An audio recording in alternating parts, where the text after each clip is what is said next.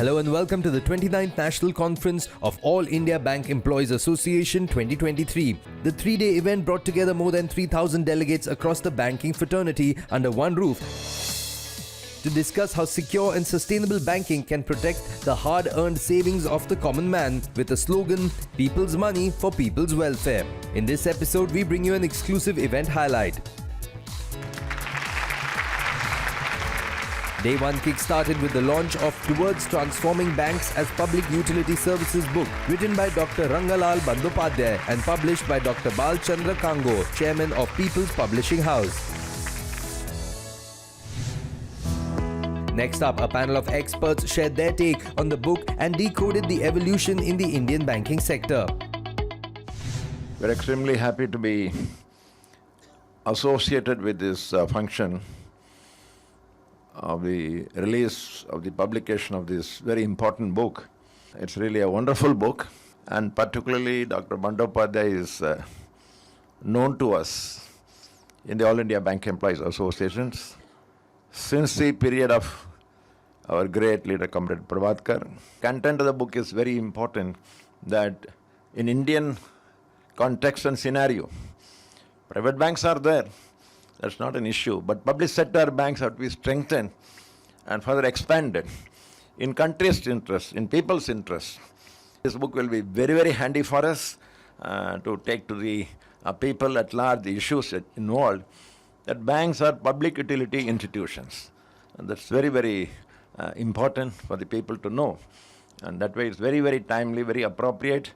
I'm extremely thankful to PPH for the efforts taken to publish this book, and with this, very, very happy to be associated with this program. There's a very important question that Professor Bandyopadhyay raises very early in the book, and it's a recurring theme throughout this book. So he poses this question: what is the role of banks? And I think he's very clear about the answer. He thinks that banks are in this game not just for profit maximization, but they also have a social role to perform. So I think this in some ways is the central theme of this book. And then he traces the evolution of banks consequent to bank nationalization. And as he correctly points out, the first 10 years or so, the experience was very good. So banks did further the larger social goals. And I think in the next 10, 12 years, banking performance took a beating. And we ended up, along with the macroeconomic crisis which hit us in 1991, there was also the banking crisis, which manifested in the form of large non-performing assets and, of course, the associated hit on profits. So the time had come to reform, and the reform happened in a very measured and calibrated way, which again is very well documented in the book. And it's very interesting that consequent to reform, so if you take a period, say, from 1997 onwards, right up to about 2007, there was a trend towards convergence in performance between public and private sector banks. So the public sector banks really started catching up with performance with private sector banks.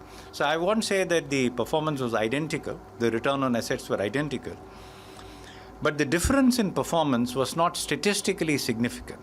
So that is the important point from an academic's point of view.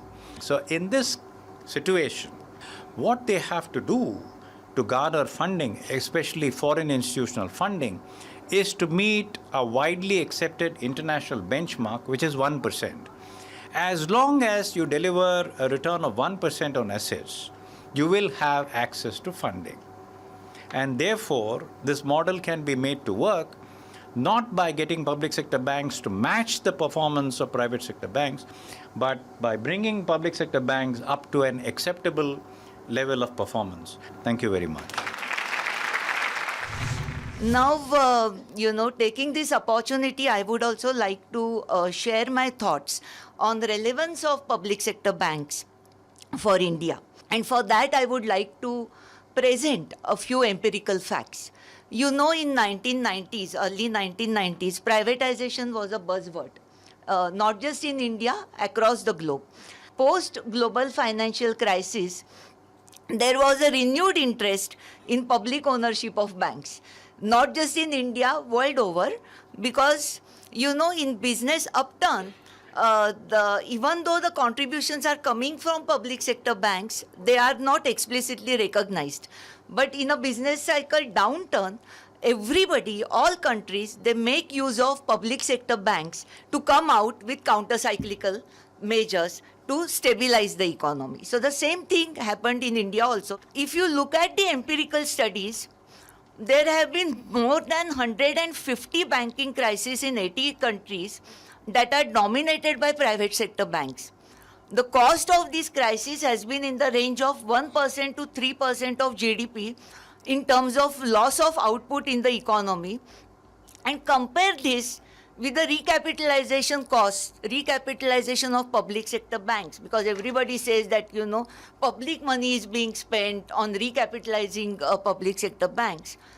If you compare this with that, over the last two decades, this cost has been 0.025% of India's GDP.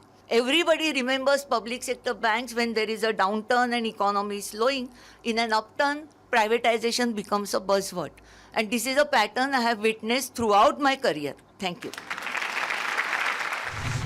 First of all, let me offer my heartiest congratulations to Professor Bandyopadhyay, as also the People's Publishing House, on this very erudite and analytical treatise on the banking system in India. He begins by offering a comparative historical picture of the evolution of the banking systems in UK, USA, and Europe. This sets the backdrop against which the evolution of the Indian banking system can be evaluated. One thing which Dr. Bandyopadhyay emphasizes, privatization will definitely result in steep job cuts. Okay? Dr. Bandyopadhyay, there are 2 points, okay, on which I think you could have elaborated further, okay? And that is, what about the impact of artificial intelligence? Okay? Artificial intelligence is going to pose a very great threat, very grave threat to employment in the future, and especially in the service industry. Okay? And this artificial intelligence is likely to come on the scene much earlier than we expect. Okay? About frauds, which is something which is another aspect. And I will quote some statistics. Of the total bank credit today of 135 trillion, private bank share is 38.4%. Private bank share in total frauds is 33%. So you may think that, look here, the share of frauds is less, you see, than the share of credit, so private banks are doing better than public sector banks. But if you look at this, next statistic, that the penalties imposed by RBI for private banks for non-compliance in fraud reporting, the RBI imposes penalties for non-compliance in fraud reporting. This is 46.4% for private banks. That means private banks are not reporting the frauds correctly. I think that's why sometimes the statistics have to be interpreted with a great deal of care. Thank you very much. The 2 basic aspects that is crossing my mind is, we have moved from industrial revolution era to information revolution era. Institutions were created mostly to meet the needs of the industrial revolution era. In the new information revolution era, same institutions are continuing with same roles. It is therefore necessary to look at the role specification of all institutions, not only banks, not all institutions. This is the first part. Now let me come back to banking in India. One of the facts that struck me when I joined NIBM in 1970 was the deep-seated mistrust between union and the management. There were well-intentioned people with the executives who wanted the good to be done for the society. They're committed to it, but they had deep distrust about the unions. Similarly, there are leaders in the union who were committed to the goals of nationalization, but had very little trust with the management. This trust deficit must be removed if banks have to really do the job that they are assigned to it. Now, Dr. Nachne was talking about AI and ML. But the basic point that I have mentioned in the book is this. The entire technological advances must be used to improve the productivity of scarce resources. If you use technology for replacing unskilled workers, which is not scarce in this country, then you are using technology badly. And lastly, and this is most important, banks and bank unions must extend their horizon from fighting for their rank and file. That should continue. But to extend your horizon to fight for the entire community. Thank you.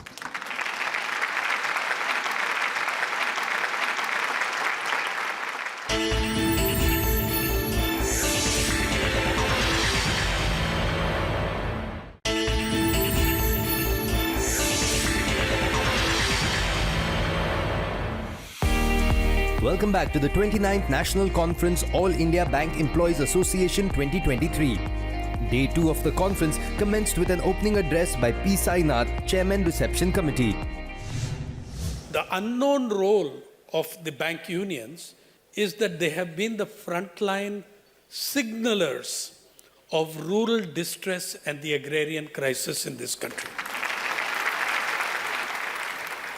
I think that the bank employees unions played a hugely positive role actually giving substance to the talk of Workers and Peasants Alliance.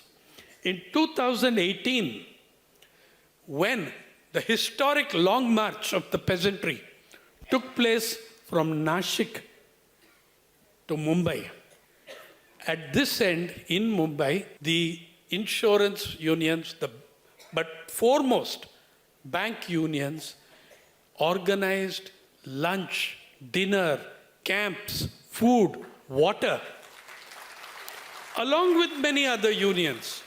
But they were always the first to come forward. Thank you. Next up, we have an inaugural address by Amarjit Kaur, General Secretary, All India Trade Union Congress. AITUC was founded in Bombay in 1920 on 31st October. And the founder president was great freedom fighter Lala Lajpat Rai in that founding conference. Pandit Jawaharlal Nehru also became chairperson of AITUC, and Netaji Subhash Chandra Bose was also AITUC president once. I am purposely speaking all this to you in this inaugural address because we have also to understand who we are. We, the trade unionists holding the flag of unions, who we are. If we understand our past, our struggles, the sacrifices of our predecessors, the dreams they had, vision they had, then we will better understand how to meet with the present day challenges. All of us know Chicago incident of 1st May 86 when the battle began, and in 1889 in the Workers' Association's conference happening at international level, it was decided that May Day should be remembered and it should be observed the world over. It was then onwards in India, the unionization had started from 1870 onwards on sector basis. And those unions had big battles, beginning with first strike in 1827 by workers of India when they did not know what union is. They continued the battle. So the working class of India, the Adivasis of India, and the Kisans of India, the farmers of India, these were the three sections which were first to raise their voices and to build movement against British rule. So the environment to begin with the opposition to colonial rule in our country came from these three sections. And these three sections today are once again put into great challenge. This I am iterating today. Why? Because sometimes when we raise questions, fighting back the regimes, their policies, then we are told you are doing politics. And it's not only those, even sometimes in the union ranks, certain people say, "Are ye politics ho jayega." Let me tell you, you should know, you began with politics. Politics of justice, politics of human rights, not to be treated as animals. Rather, we should say the labor movement gave a discourse of human rights to the civil society, to the civilization. So understand what is our past. Whenever freedom movement was little lull, it was the trade union movement which kept the light on. That is what we have to remember. Thank you. Chief guest Pambis Kairitsis, General Secretary, World Federation of Trade Unions, addressed the gathering and expressed his views on the solidarity and struggle of the Indian working class. We know that the All Indian Bank Employees Association, which is a leading organization, has been taking initiatives to build a united front of bank and insurance unions and to organize struggles to defeat bank invalidization and save public sector banks. Dear comrades, brothers and sisters, the weapon of the working class is solidarity and internationalism. Be sure that you can always rely on the solidarity and the support of the international class-oriented trade union movement. I wish you every success in the works of your conference. Long live the workers' unity and struggles. Long live IBEA and WFTU. Next up, we have Sanjeev Bandlish, convener, United Forum of Bank Unions, taking center stage. I have come here to convey my best wishes for the success of this conference. By seeing you all, I found that this conference is already a successful conference. So on behalf of United Forum of Bank Unions, I congratulate Comrade Rajan Nagar and Comrade CHV for successfully organizing this 29th General Conference. And I hope the issues that is confronting all the bank employees in India, like updation of pension, 5 days week, and all those important issues which are hanging as on date, we should be able to achieve it at the earliest. So with this, thank you very much. In our next address, Farmers leader Sukhdev Singh shed light on Punjab's agricultural crisis in the 1980s. मैं एक बात आपसे ये share करना चाहता हूँ कि खेती और किसानी का संकट आज ये अब शुरू नहीं हुआ था जब 3 फार्मर लॉ बैकडोर से मोदी गवर्नमेंट लेकर आई थी। ये 1980 में करीब पंजाब में खेती का, एग्रीकल्चर का क्राइसिस शुरू हो चुका था।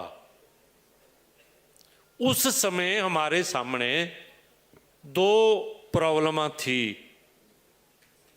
एक प्रॉब्लम हमारे सामने थी कि हमारा जो लैंड है वो डिग्रेड होना शुरू हो गया था। हमारी लैंड की, सॉइल की जो हेल्थ है वो खराब होनी शुरू हो गई थी। पंजाब में पानी का संकट स्टार्ट हो गया था और पंजाब में खाने में जहर आना शुरू हो गया था, जिसकी वजह से बहुत सारी हेल्थ प्रॉब्लम स्टार्ट हो चुकी थी और अलग अलग किसान यूनियन ने इस पे अपनी बात फार्मर के सामने रख रही थी। लेकिन जैसे तैसे फार्मर को भी ये लग रहा था कि चलो काम चल रहा है यार, चलाते रहेंगे। तो उसमें क्या हुआ कि हम ज्यादा इनपुट्स डालने लगे। हमारी यूरिया की कंजम्पशन बढ़ गई, डीएपी की कंजम्पशन बढ़ गई, पोटास की बढ़ गई और जितने भी ये फर्टिलाइजर हैं इनकी कंजम्पशन भी हमारी बढ़ गई। और ऐसे तरह पेस्टिसाइड, इंसेक्टिसाइड, बीडीसाइड की कंजम्पशन भी बढ़ गई और ट्रैक्टर महंगा हो गया। कार खरीदो 1 या 0% पे मिलती है और ट्रैक्टर खरीदो 16%। और उससे क्या हुआ, उससे बात ये आई कि कॉस्ट ऑफ प्रोडक्शन बढ़ने से फार्मर पे डेप्ट शुरू हो गया। तो फिर वो कर्जा उठाने के लिए और कर्जा, उस कर्जे की किस्त भरने के लिए और कर्जा। पहले जब हम कर्जा लेने बैंक के पास जाते थे तो मैनेजर साहब से पूछते थे कि ये हमारी जमाबंदी है, फर्द है, सर बताओ ना कितना मिल जाएगा। तो वो बताते थे कि यार इतना ही मिलेगा। अब जो प्राइवेट बैंक आ गया है, जो उसके पास जब हम फर्द लेके जाते हैं तो वो पूछते हैं कि बाबा लेना कितना है ये बता। कर्जे का कोई तोड़ा नहीं, कर्जे की कोई कमी नहीं, लोन आपको उतना ही मिल जाएगा। लेकिन वो एक कनाल भी हमारे पास नहीं छोड़ता, सारी की सारी प्लज करा लेता है। इसलिए अब जितने भी हम लोग हैं, जैसे वर्कर हैं और आदिवासी हैं और फार्मर हैं, और उसमें ये है कि अनऑर्गेनाइज्ड वर्कर है जो, उसकी स्ट्रगल और फार्मर स्ट्रगल और आदिवासियों की स्ट्रगल और पूरे पब्लिक की इन्वायरमेंट के एंगल से स्ट्रगल, अगर ये चार चीजें इकट्ठी होगी तो हम पूरे सिस्टम को तब्दील करने में समर्थ हो सकते हैं। Next up, we have a presidential address by Rajan Nagar of All India Bank Employee Association.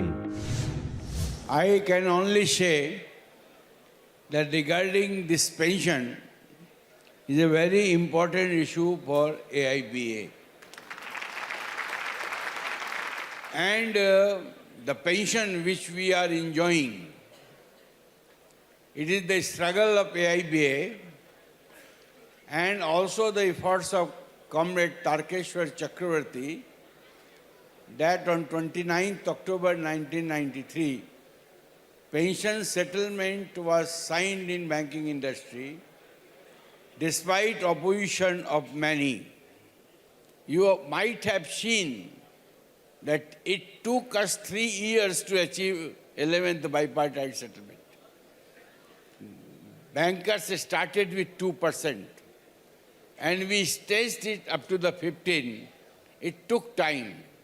But I can assure one thing on behalf of AIBA, that we are sincerely trying for the updation of the pension and working on it. Up next, we have a vote of thanks by Ram Babu, Secretary, All India Bank Employees Association. The inaugural public session of the 29th Conference of All India Bank Employees Association has come to conclusion now. It has given a lot of memories, not only to the 3,000 plus comrades who have physically attended this inaugural public session, but more than 60,000 comrades have seen on live this particular inaugural session. And as I told you, the memories have just like that, it has not come, but it has been provided by the various speakers who have participated in the inaugural session. And we are very much thankful to all of you also. And above all now, finally, I thank Comrade Rajan Nagar, the President of All India Bank Employees Association, for conducting the inaugural public session in a memorable way. Thank you, Comrade.